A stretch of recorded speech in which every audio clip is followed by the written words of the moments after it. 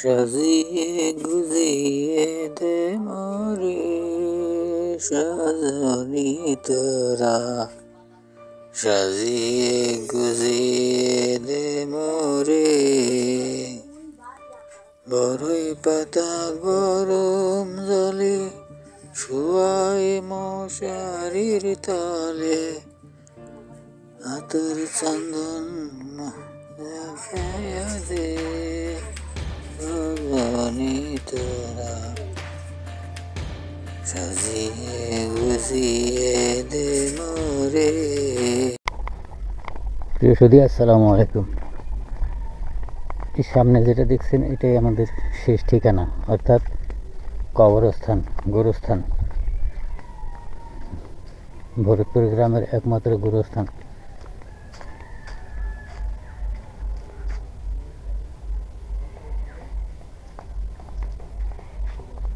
জান্নাতুল বাকি কবরস্থান।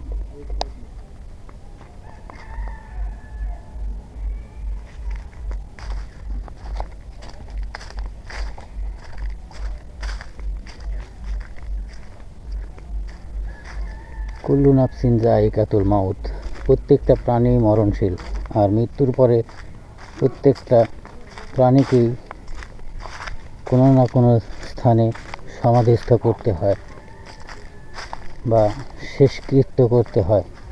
তেমনি ভরতপুর গ্রামের মুসলিম সমাজের জন্য শেষ ঠিকানা হচ্ছে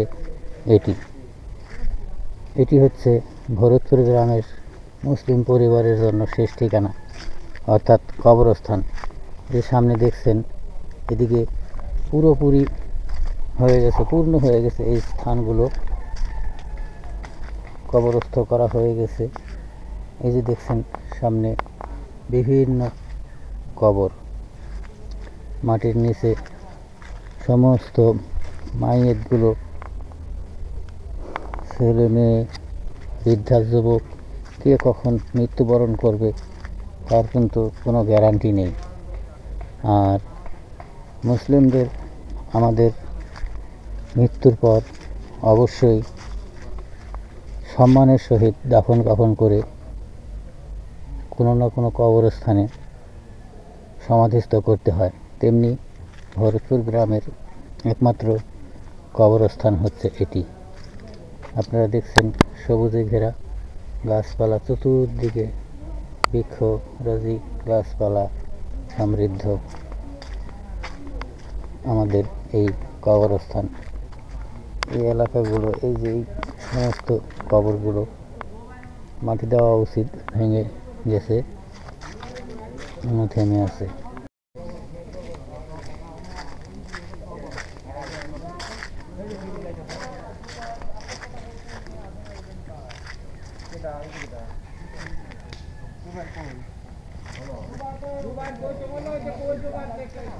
আজকে একটি মৃত ব্যক্তির দাফন সম্পন্ন করা হবে। জানাজা হয়ে গেছে অলরেডি,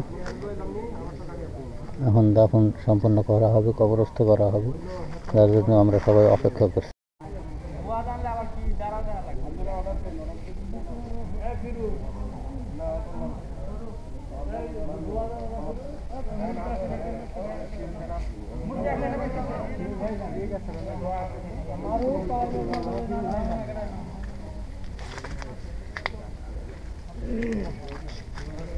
বিসমিল্লাহ ওয়া আলা মিল্লাতি রাসূল।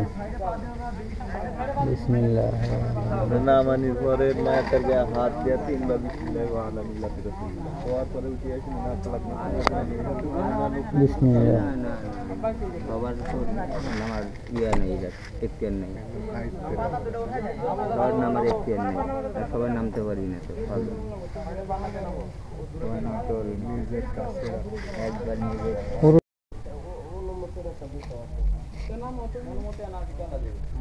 দেখতে হলে সবচেয়ে ভালো।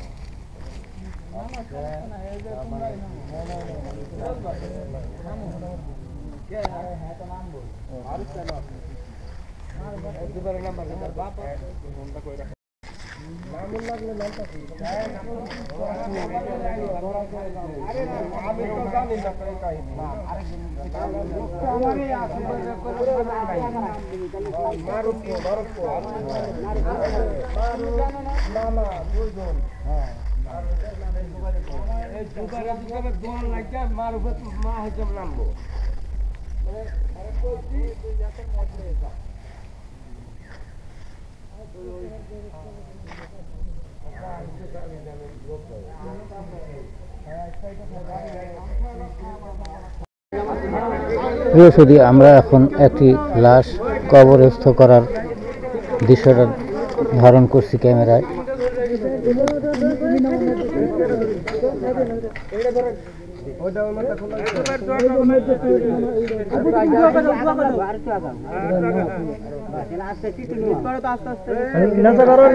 আস্তে আস্তে নামাও, খাটটা নামাইলে তো হয় সাইডটা, এক সাইড কাজ করতেছে। বৃহস্পতি এটাই আমাদের শেষ ঠিকানা। মৃত্যুর পরে আমাদেরকে এখানেই সমাধিস্থ করা হবে এবং এখানেই আমাদের অনন্তকাল বসবাস করতে হবে, এই ঝাড় জঙ্গলের এই বাঁশঝাড়ের ভিতরে। এখানে যেখানে কোনো পাহারাদার নেই, যেখানে কোনো লাইট নেই, যেখানে কোনো আলোর ব্যবস্থা নেই, যেখানে কোনো গরমে ফ্যান নেই, শীতে লেপ কাঁথা নেই, এভাবেই থাকতে হবে এই অন্ধকার কবরের ভেতরে, অন্ধকার মাটির গহীনে। এখানে আমাদের শুধু কাজে লাগবে একমাত্র আমাদের ইবাদত বন্দেগী, আল্লাহর হুকুম, আল্লাহর নির্দেশনাগুলো মেনে চললেই তবে মাত্র আমরা সুখ শান্তি সব কিছুই পাবো। এই যে আপনারা আজকে যে মাইয়েতকে দাফন করতে দেখছেন, এর সঙ্গী হবে একমাত্র আমলনামা, একমাত্র ভালো কাজগুলোই তার সঙ্গী হবে। এখানে কেউ এসে পাহারা দেবে না। এই যে আজকে আদর সোহাগ করে নামিয়ে দেওয়া হচ্ছে, রেখে যাওয়া হচ্ছে, এরপরে আর হয়তো অনেকেই হয়তো দেখতেও আসবে না এই মাইয়েতের কবরটা। মাইয়েতের এত আদরের, এত আপন ছেলে মেয়ে, স্বামী, বাবা মা, কেউ হয়তো আর ফিরে দেখবে না। সবাই ভুলে যাবে। 2-4 দিন, 10 দিন, 5 দিন, 20 দিন, 1 মাস, 2 মাস বা সর্বোচ্চ 1 বছর পর্যন্ত মনে রাখবে। তারপরে আর কেউ মনে রাখারও থাকবে না। এখানে একমাত্র সঙ্গী হবে আমার আমলনামা, অর্থাৎ মাইয়েতের আমলনামা, মাইয়েতের ভালো কাজগুলোই এখানে সঙ্গী হবে। এছাড়া কারো এখানে আর সঙ্গী খুঁজে পাওয়া যাবে না। এই অন্ধকার কবরে একা একাই থাকতে হবে। প্রিয় দর্শক, আপনারা চেষ্টা করবেন সবাই ভালো কাজের জন্য, মন্দ কাজকে ত্যাগ করে আল্লাহর হুকুম আহকামগুলো মেনে চলার জন্য। আর সবসময় মানুষের সাথে ভালো ব্যবহার, সদাচরণ, কারো প্রতি কোনো দোষ ত্রুটি না করা, কারো পাওনা দাওনা সমস্ত কিছুই নির্ভুল অর্থাৎ নির্ভেজাল হয়ে খাঁটি মুসলমান হয়েই কবরস্থানে আসতে হবে। তবেই কবরের জগৎটা, কবর জীবনটা অনন্তকাল শান্তি এবং শান্তিতে থাকতে পারবো।